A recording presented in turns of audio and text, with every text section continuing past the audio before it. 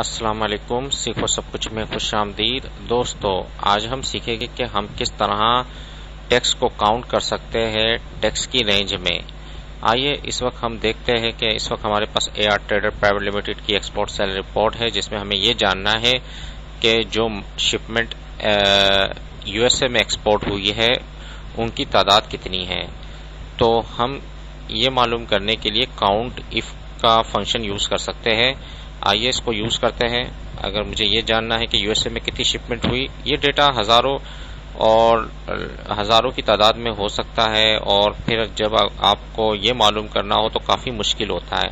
तो हम इसके लिए एक फंक्शन यूज कर सकते हैं काउंट इफ का। जैसे ही आप काउंट इफ लिखेंगे उसके बाद आपको एक रेंज बताना होगा। मैंने ये रेंज बता दिया है।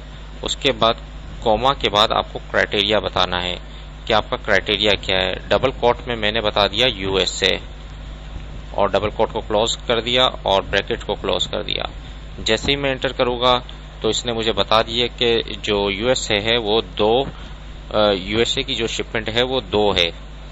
तो इसी तरीके से अगर आपको मैं इस पर डबल क्लिक करता हूं, अगर आपको UK की मालूम करनी है तो आप सिंपल UK लिख दें, तो वो UK की शिपमेंट मुझे बता देगा। तो UK की 3 शिपमेंट है। आप यहां देख सकते हैं कि UK की 3 शिपमेंट गई है, तो इसलिए इसने 3 काउंट करके ले आया। तो इस फॉर्मूले को आप इस तरह भी यूज कर सकते हैं कि अगर मैं इस सेल में UK लिखूं तो ये UK की शिपमेंट बता दे, USA लिखूं तो इस USA की शिपमेंट बता दे। तो इस तरह भी आप कर सकते हैं। तो अभी तो हमने सिंपल इस तरीके से काउंट किया कि यहां हमें बताना पड़ता था, लेकिन अगर मैं इसको रेफरेंस दे दूं यहाँ का, तो मैं आपको नीचे करके दिखा देता हूं। यहां मैंने लिखा काउंट इफ,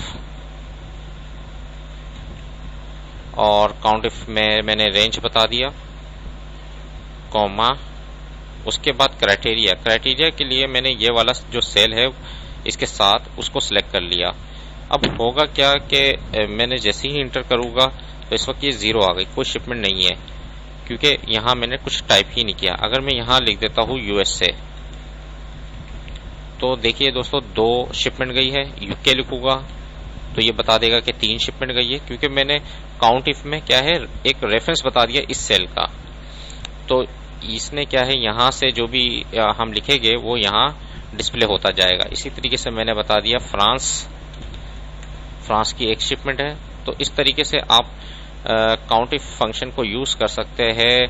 अगर आपने ये काउंट करना हो टेक्स्ट को कि वो कितनी बार रिपीट हुआ है, तो वो आपको पता चल जाएगा।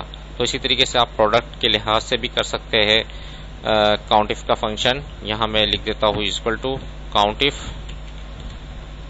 इफ, और टैब की जैसे ही मैं प्रेस करूंगा तो उसके बाद मुझे रेंज बताना है, और कॉमा, उसके बाद डबल कोट में मैं प्रोडक्ट जो मुझे काउंट करवानी है उसका नाम लिख दूंगा। मैंने कहा,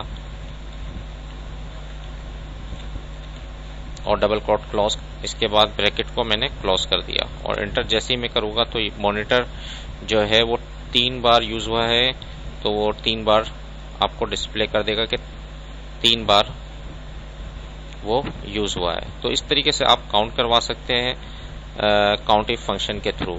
तो दोस्तों, उम्मीद है कि ये वीडियो आपको बहुत पसंद आई होगी। लाइक और सब्सक्राइब करना मत भूलिएगा। दोस्तों, आप मेरे चैनल को सब्सक्राइब जरूर कीजिए ताकि कोई भी नई वीडियो आए तो उसका नोटिफिकेशन आपको मिल जाए। Thanks for watching. Allah Hafiz.